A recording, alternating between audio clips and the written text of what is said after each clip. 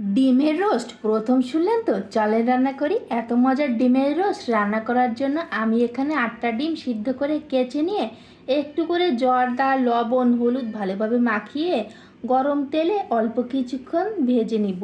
বেশিক্ষণ কিন্তু ভাজা যাবে না, ঠিক আছে? তাহলে ভেতরটা শক্ত হয়ে যাবে। এখন ব্লিন্ডারে 4টা পেঁয়াজ আর 6টা মরিচ ব্লিন্ড করে গরম তেলে মশলাগুলো দিয়ে দিব। আর একটা তেজপাতা দিয়ে দিব।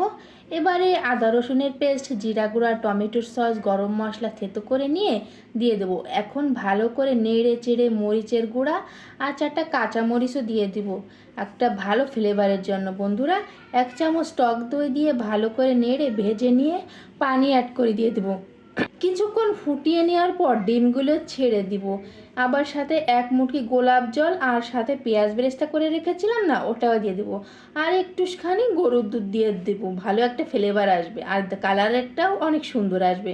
এখন ভালোভাবে নেড়ে চেড়ে 2-3 মিনিট রান্না করলে হয়ে যাবে আমার গরম গরম ডিমের রোস্ট। গরম ভাতের সাথে এটা ভীষণ ভীষণ ভালো লাগবে।